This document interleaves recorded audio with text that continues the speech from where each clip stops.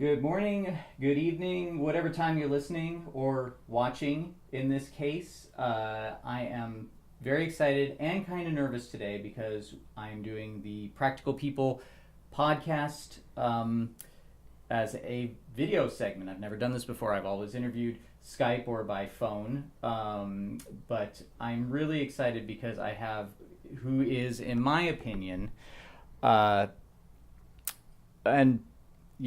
maybe it sounds like I'm blowing smoke, but one of the best sculptors in movie making today. I really believe that. I've been a big admirer of his work. You may know his work from the Alien franchise, Galaxy Quest, one of my favorite sci-fi comedies. So many Men in Black, and I knew I would do this. I knew I would start blocking on all the movies that you've done.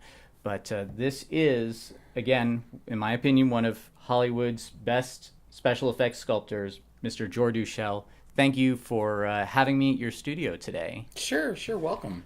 Thank you. So, I'm a big advocate for practical effects, and I'm just... I don't like to kind of just go into, well, tell me about this movie or tell me about that movie. I really like to kind of engage in just the what the thinking is behind the art. And I guess the first question I want to ask is kind of, it starts off with what's happening right now. You've gone from being a special effects sculptor to deciding to direct a movie, and it's a short film. But this is putting all of your talents kind of to the forefront, but also exploring a new avenue, and it's called remote viewing, correct? That's correct. So can you tell me a little bit about what inspires a special effects artist to want to direct their own movie? Well, I'm one of a growing number of effects artists who have wanted to contextualize their own work. I feel like that's, I mean, the love of special effects is to me more than just the love of fake heads and monsters. It's really a love of cinema, and the illusions that cinema presents. Two people hate each other in the movie, but they're actually best friends outside of the movie, or someone gets their head cut off, but of course they're fine, and all those illusions and the opportunity to kind of just experience other worlds, and I think that there's something that grows in effects artists as they see their work within a certain context in films that they've worked on, where they don't necessarily agree with the way it was shot or the story around it. They want to contextualize their work, and that's certainly been the case for me. So, I was very interested in doing that. So that was sort of the impetus for wanting to do it. Although I wanted to make, of course, my own films. I made amateur films with friends and stuff like that when I was a kid. But I wanted to do something that was as real as it could get. Excellent shooting and, acting and lighting and everything pro, So, I'm sure there's some movies that you're very proud of, and I won't get you to dish on movies that maybe you were disappointed in, but, do you find that that's kind of just a general consensus that, a lot of artists maybe they do put so much of their imagination and heart and soul while they're sculpting it to hand it off to someone else and just have them not see any of it? That must be a frustrating thing. Well, there are directors, Ridley Scott comes to mind, who I remember doing some work for him at ADI for I Am Legend, which eventually they completely changed, but he was very appreciative of all of the art. I mean, he would look very, very closely and, oh, look at the little veins, and I love the way this looks like this. And he was very, very appreciative of it. So there are directors that really pay attention to the art and love it. It's not so much they don't necessarily notice the work, although there were certainly directors who, we were just disposable to them. But I think that it's more just wanting to see the work in a world that is our own making, So your experience on remote viewing, were there surprises? Were there, I mean, I'm sure you've watched people direct many times, and you've probably, have you ever been behind the camera before? Yeah, I have. I mean, mostly for like I created a little segment with a completely professional crew when I was on a show called Making Monsters. There was a segment that I created, and I've directed stage a lot, Oh, but, really? Yeah, but this was still a learning curve because there was so much more involved than anything else I've done. I think it was a learning curve for everyone involved because most of us have never put together a film quite like this. So, and my guess is that with every film someone creates, there's a learning curve because it's always a somewhat different animal. But yeah, I mean, obviously I learned some things, and some things came very easily, and some things were more challenging. And So when you were, the actors that you work with, are these actors you've worked with before? Was the experience kind of different for them because they were working with a lot of prosthetic effects? Well, to be honest, there aren't. I don't want to give anything away, but the actors were people I'd never met. We had a 3-day casting call, and had actors come in. We announced it in drama log, or I don't know where. I don't know where my producer Jackie announced it, but it was announced, and we got a slew of people coming in. And what was nice about that was I knew right away when the right person came in. Their acting was right, and they seemed realistic, and their look was right for what I wanted. But yeah, I don't want to give anything away about the special effects. I mean, so I can't really fully answer that right now. Oh, okay. Well, I know that this is, you did mention during your campaign that this was kind of along the lines of like influences were Cronenberg. Mm-hmm. Was that, I mean, so automatically, body horror comes to mind, and remote viewing even puts me in mind of Videodrome. Mm-hmm. So I'm very excited about that.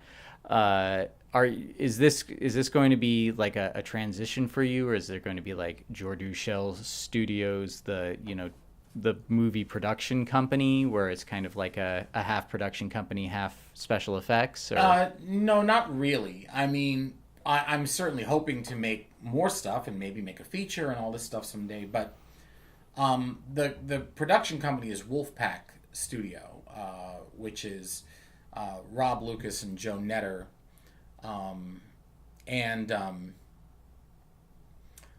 So they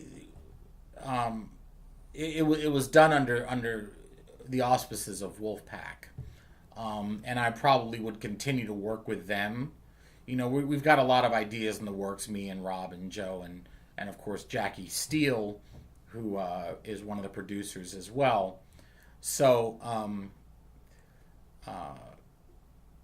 but I mean, I'm unless I start getting paid money to direct, which I don't necessarily see happening. Maybe, I mean, who knows? Maybe someone might like remote viewing enough to hire me to do something. I don't know. There's always a possibility of that. But the reason I did remote viewing was not to open doors or to try to get a leg up in the world of directing films or try to become the next Cronenberg or Kubrick or something like that. I did it simply. I think my heart was in the best place. I did it just because I wanted to. Yeah, I think that's a really great. And it's not for any kind of financial gain. It's not, to put out my shingle as some big time director or anything like that. I did it because it was something I wanted to do in my life, and I thought that, it's a story I've had in my head for over 25 years. And I knew the exact mood I wanted. I knew the exact tone I wanted. I knew the way I wanted the actors to be and the special effects. And so,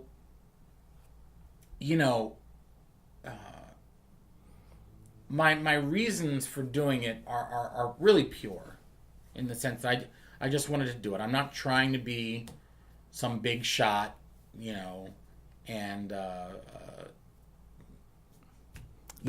This kind of opens up another thing that's kind of been on my mind as an artist, and it was kind of like a path that I was going down. That some people kind of flat Earth. I know. Yeah. I understand it. The world is flat. The Earth is flat, and people have known about it for millions of years, and the government's trying to keep it a secret from us. Did you know that the sun's just a huge light?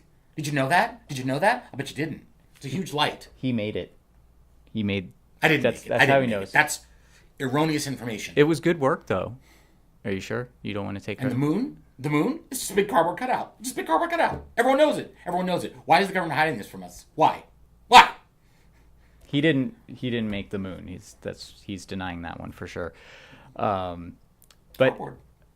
Anyway, sorry. Cardboard is a great material. It is a good material. I've used it for a lot of stuff. I like foam core. Foam core is good too. Foam core's not cheap. Yeah, cardboard is much cheaper. But no, it was something. Me making movies and trying to create stuff and that sort of thing. I've been learning these programs, and I almost invested in a new camera. Spent thousands of dollars that I would have missed sorely if I had spent it. Because somebody reminded me of something. They said, "Don't make the equipment more important than you as an artist." And you were actually one of the people that I thought of. And I thought, yeah, as far as practical effects goes, you still sculpt by hand. I don't believe you use any sculpting softwares. But people still, it's like, I think the people who really want quality stuff will say, I want X artist. They don't say, I want this to be created on Maya or this to be created on whatever material or whatever program. It's the artists that people go after. And I was wondering if you had any feelings or comments about kind of the fascination with equipment and materials and that sort of thing. Where do you kind of, what value do you place in that versus, your own skills? I've never been asked that question before. Well, I mean, I think that there is a sort of a fetishization of certain materials as they come along. In terms of special effects, there's this huge thing about silicone. Silicone's the way, and it's the only way, and it's the only thing. I can make latex look exactly like flesh. So to get specific, I noticed that there's this kind of, not that silicone is bad, it's a great material, but, it seems as if people think it's really legitimate if it's made out of silicone. But, and I'm kind of like, you can make something out of, cotton and latex and it can look amazing. But, as far as, that there, it seems as if producers and directors these days have this fascination with things being done digitally. That, of course, I disagree with. I think digital can be used to great effect, but I don't think that it is meant for everything. We can see that clearly in a lot of films where the effects are absolutely awful and they're all digital. And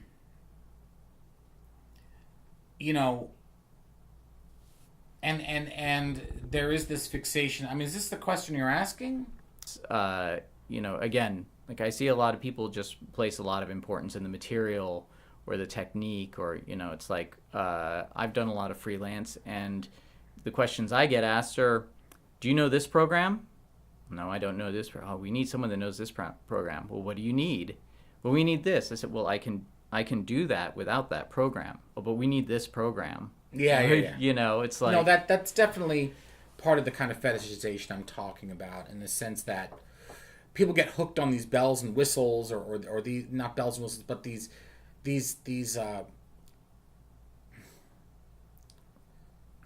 just has to be a certain way. Yeah, these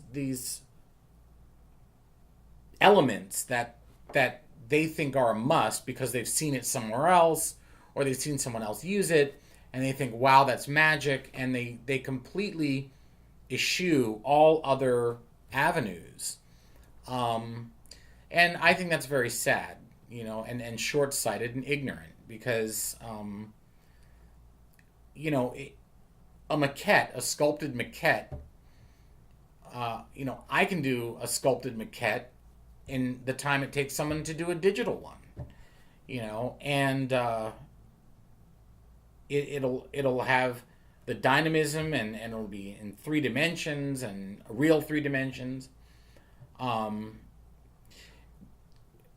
So I don't understand why maquettes and that sort of thing have gone the way of the dodo. It's like everything's got to be done in ZBrush, as if ZBrush is some magical thing. And the sad part is that I'm not saying all, but a lot of people who have no design talent at all are being hired simply because they know a program. Mm-hmm. Not because they are talented at design, but because they know a program.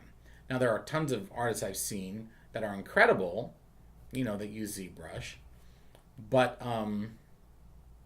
or Photoshop, or any number of other modern computer programs. But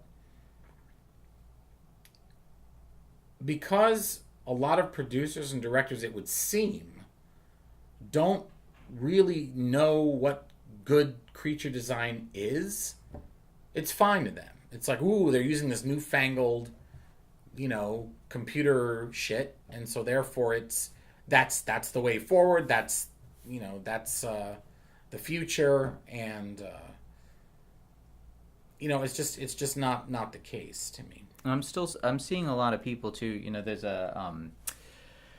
an ignorance in the audience as well, and you can't blame the audience, because the audience just wants to go to the movies and enjoy the story. But I've noticed too, and I mentioned this to Steve Johnson, and he said it was like the reason why he wanted out was because he would do this fantastic work, and he would go to the movies, and it would be a thrill for him to see people marvel at what he did. And then there kind of became a point where the PR for CGI became so great that he would do work, and he would see people coming out of the theater and going, weren't those digital effects amazing? And he's, like, it's not.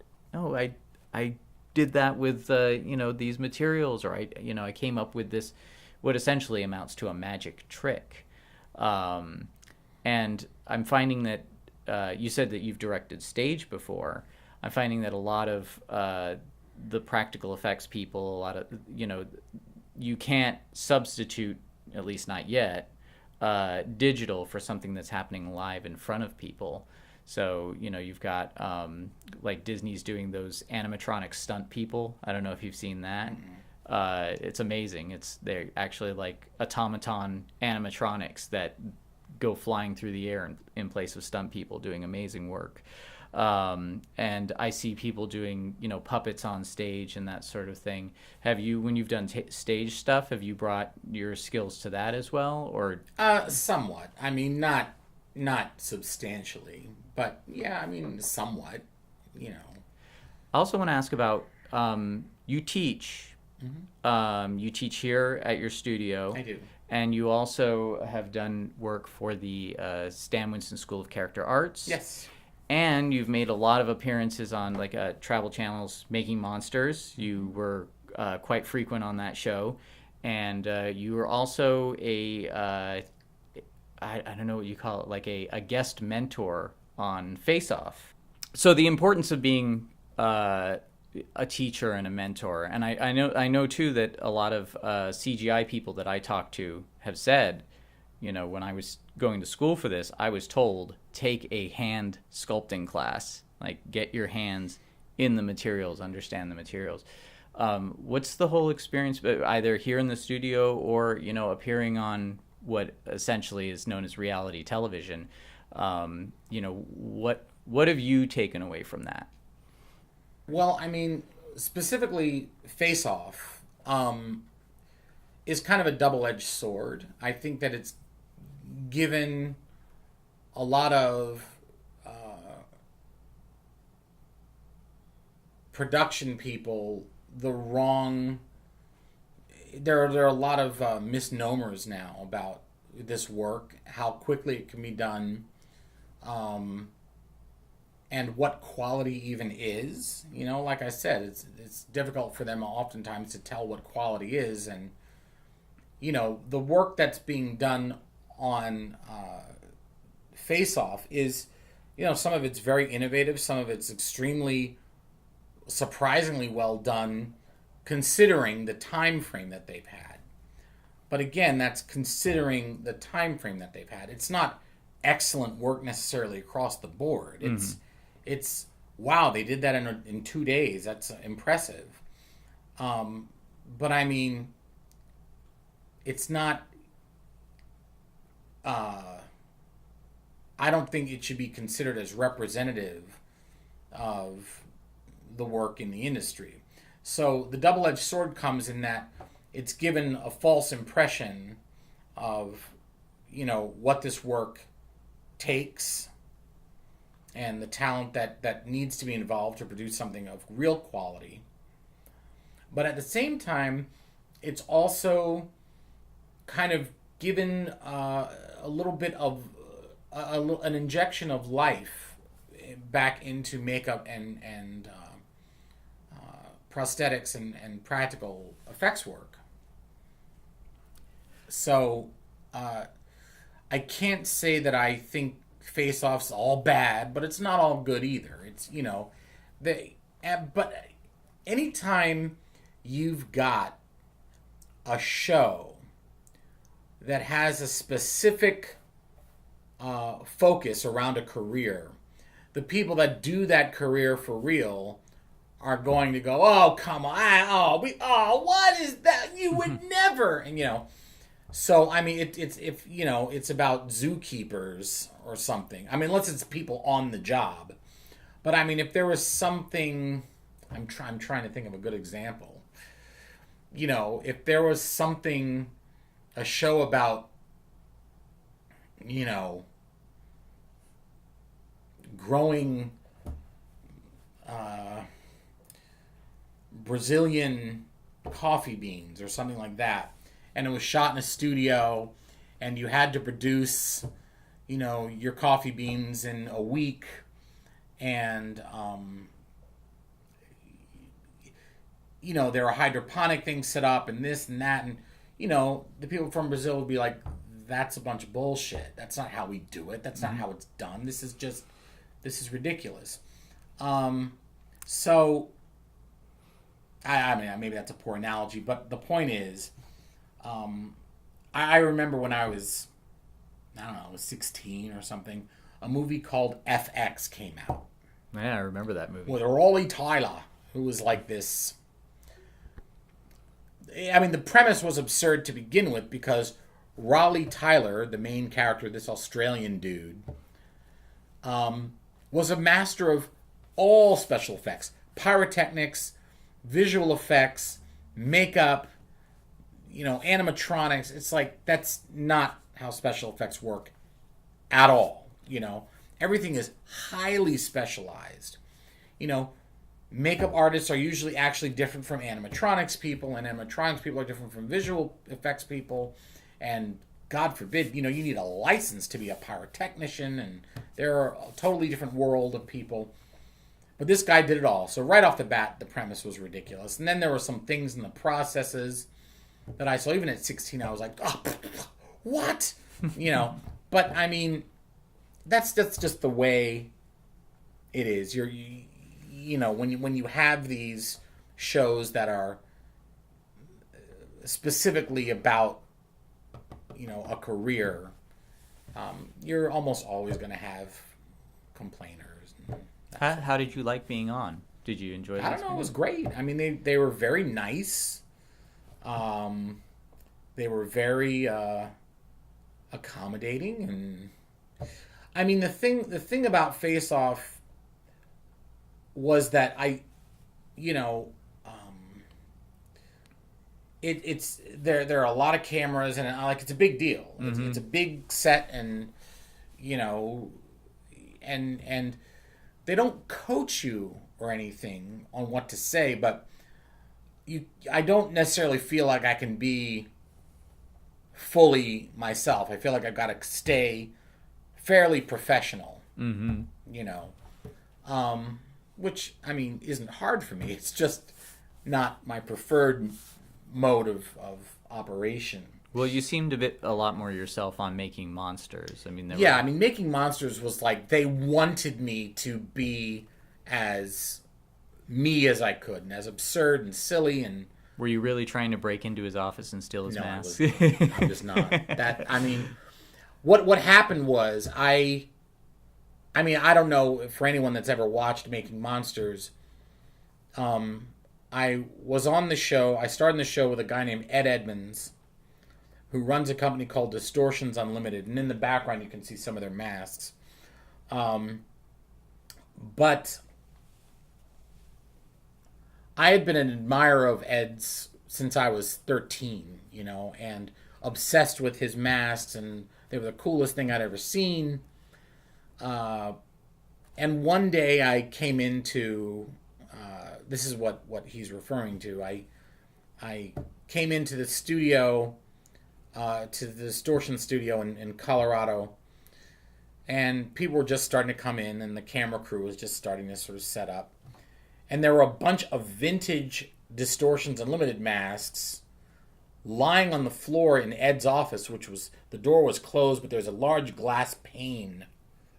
And I could see them clearly just lying there on the floor, really cool masks that I just loved.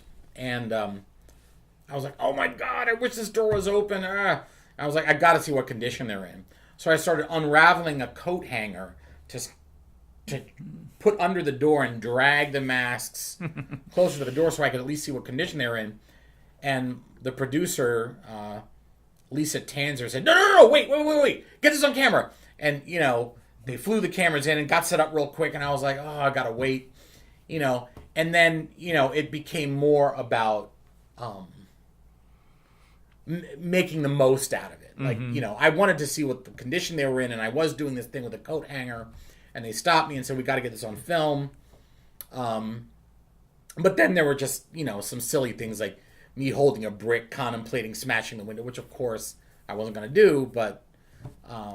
it still seemed like you, though. Like, it seemed like No. It was my brand of silliness, but the passion was very real. Mm-hmm. The desire to see what condition these are in. I mean, there was a human error in there, and a cretin, and a time traveler mask, and these really cool old masks. I just had to see what kind of condition they were in. So it sounds like you enjoyed doing that show, though. It was awesome, and I would do it again in a heartbeat. We tried it, as is so typical. It was doing really well. The ratings were quite good from what I understand, some new CEO or somebody came into Travel Channel and wiped the slate clean of all the shows that they had, because they wanted to make it themselves and they wanted to do it their own way and nothing old, and which I thought was just ridiculous. So they just killed all these shows at once. They axed them all, and I was ashamed because I was really enjoying that show. I mean, it was a fun show. Some of it, to be honest, what's interesting about that show, it was not like FaceOff in the sense that there was a lot of it was extremely real. Mm-hmm. You know, in the sense that when I go to Colorado and I work for Ed, I usually only get a day or two to sculpt anything, regardless of how big it is or how complicated it is. And it's like, well, it's got to get done, and you know, you got to run in there and just bash this thing out. Mm-hmm. So that's not done for the cameras. You know, there are things where clay fell off an armature overnight, and I'd be furious, and you know,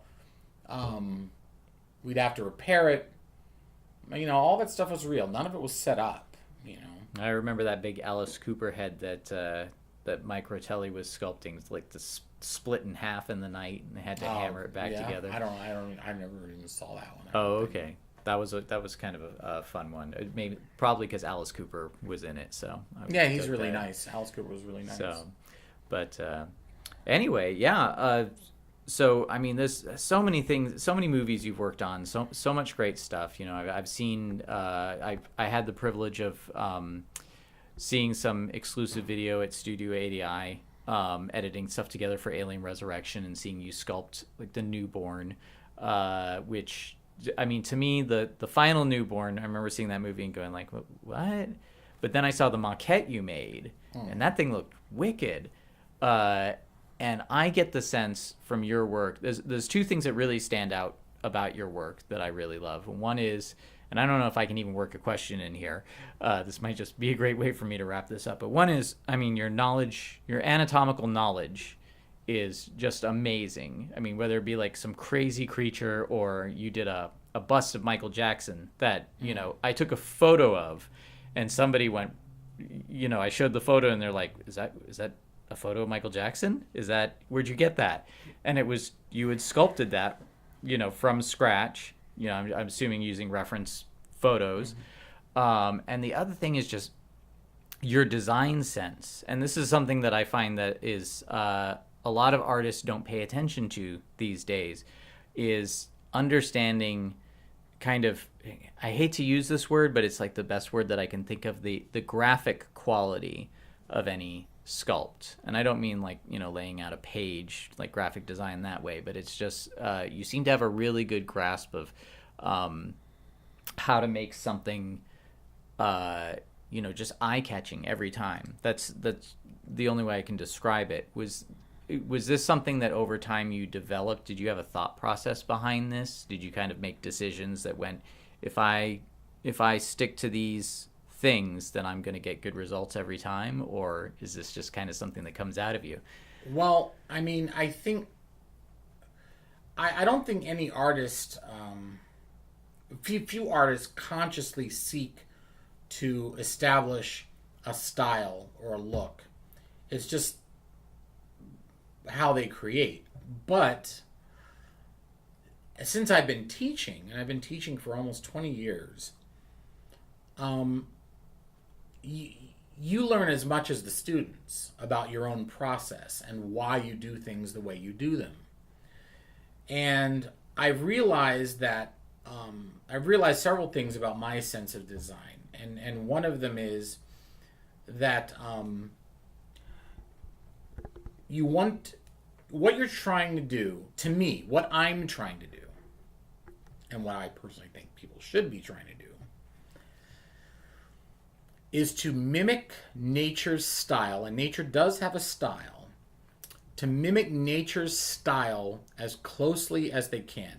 None of us will ever master it, because nature's perfect, and you can almost always tell the real world from something fake, you know. Very rarely have I seen a fake body, for instance, where I go, "Oh my God, that's real," and they'll be, "No, it's fake," and oh, okay, whew. I almost can always tell, no matter what it's made out of, no matter who painted it, no matter who sculpted it or life cast it or whatever. I can kind of go, "Yeah, oh, that's not the real thing." And the instant you see the real thing, you're like, "Ugh, God, I know that's real." That's because nature has a style, and nature has a look that just cannot be replicated perfectly. People can come very close, amazingly close, but it's impossible to mimic it exactly, or to duplicate it exactly. To mimic it, okay. But one of the things about my design sense is there's always got to be a leading edge. There's got to be some element to it that you can point to and go, that defines this creature. Because that's the way nature designs. What's the defining characteristic of a giraffe? Long neck. Long neck. What's the leading design element of an elephant? Trunk. The trunk. So what's a rhino? Massive horn. Massive horn. All of these creatures have defining characteristics. Some less so than others. Some animals are kind of so basic and simple in design, like a mouse. But even a mouse, big pinkish ears and beady eyes.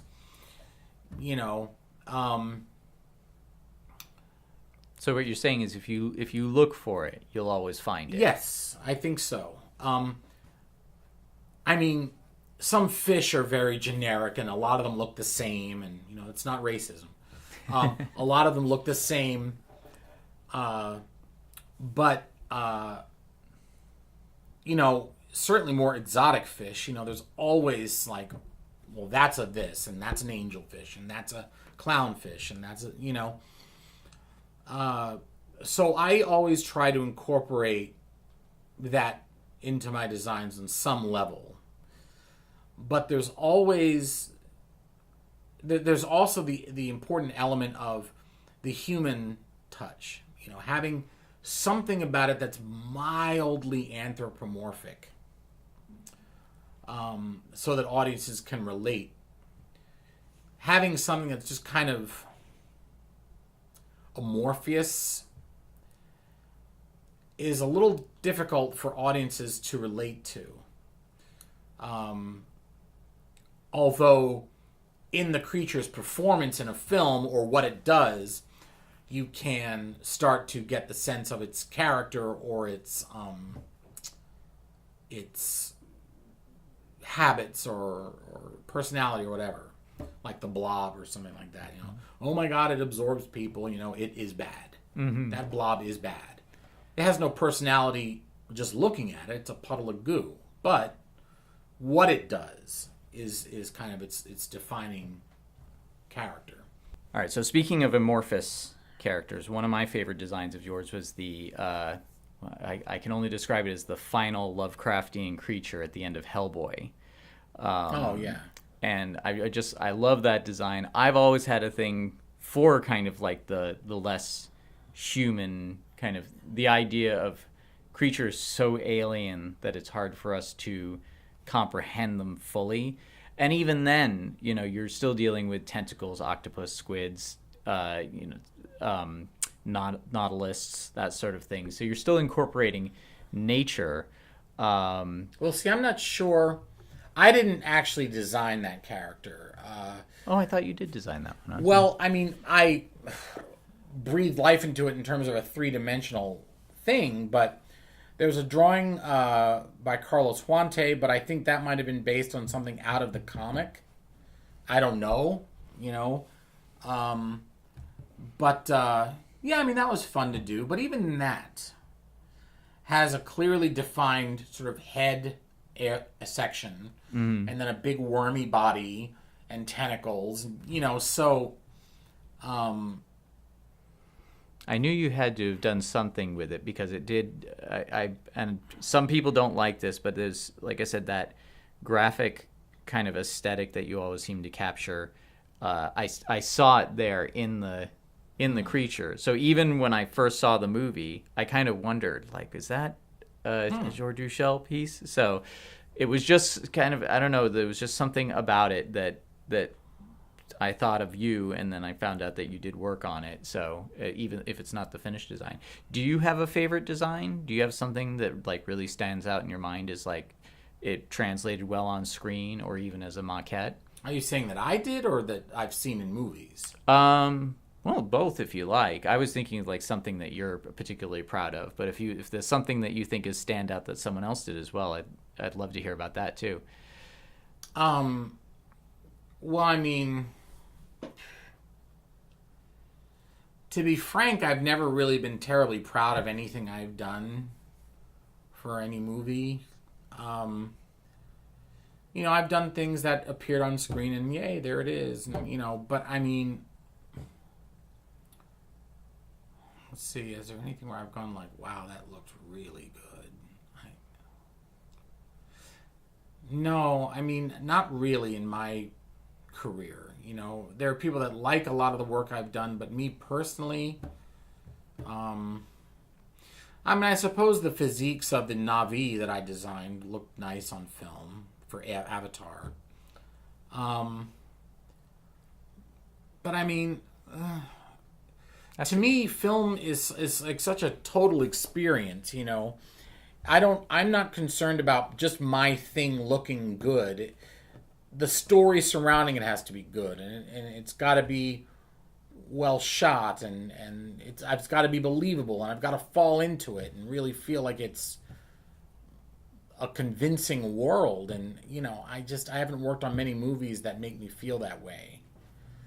I mean, I think my favorite film that I've worked on was Galaxy Quest and maybe The Mist.